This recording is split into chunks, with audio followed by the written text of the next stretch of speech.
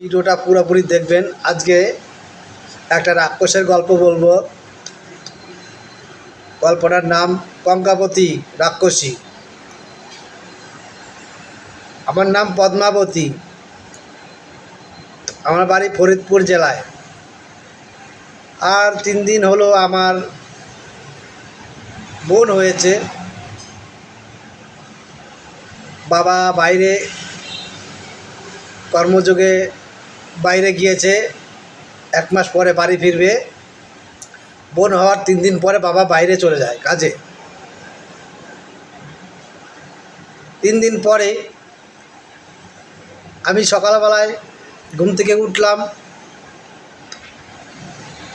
উঠে দেখি বোন হয়েছে, বেশ আনন্দিত, পাড়ার লোকজন এসে দেখতে। কিন্তু সেই বোনের চেহারা গঠনটা একটু বলি। বোনের মাথাটা অনেক বড় ছিল, তার 3টে চোখ ছিল। আমাদের এই যে সামনের চোখ দুটো ছিল একটু বড় বড়, আর তার কপালে যে চোখটা ছিল সেই চোখটা আমাদের সাধারণ চোখের মতনই ছিল। বাকি নখগুলো একটু বড় বড়, মাথায় অনেক বড় বড় চুল ছিল। খুবই ভয়ানক হয়েছিল দেখতে, অনেক বড় বড় দাঁত দিয়ে। পাড়ার লোকে কেউ বলছে ভগবান, কেউ বলছে মা কালী, কেউ বলছে রাক্ষসী, কেউ বলছে দস্যু। এক একজন এক একটা কথা বলছে, আলোচনা করছে। আমি অত বুঝি না, আমার বয়স তখন 9 বছর। আমি অত বেশি কিছু বুঝি না, টুকটাক সংসারের কাজ শিখেছি সবে, আর পড়াশোনা করি। হঠাৎ মা বাইরে গিয়েছে, আমি তো জানি না। এবার মা আমাকে বলেছে, পদ্মাবতী কিছু সিদ্ধ পিদ্ধ ভাত রান্না করে তুই খা, খেয়ে স্কুলে যা। আমি তোর বোনের জামা কাপড়গুলো কেচে নিয়ে আসি। বোনের ছোটো ছোটো কাপড় ফাপড় ছিল, এগুলো মা ধোয়ার জন্য বাইরে গিয়েছে। এবার আমি হঠাৎ মাকে জিজ্ঞেস করি ঘরের দরজার সামনে গিয়ে, মা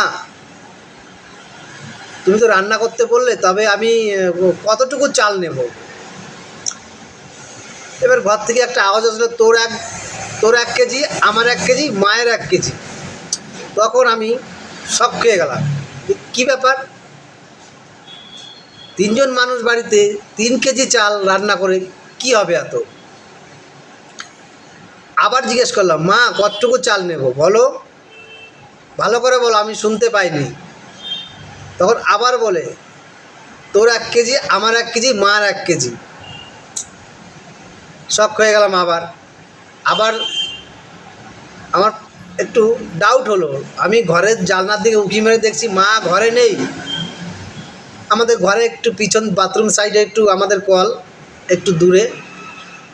আমি কলে গিয়ে বললাম, মা তুমি ঘর থেকে কখন আসলে কল পারে?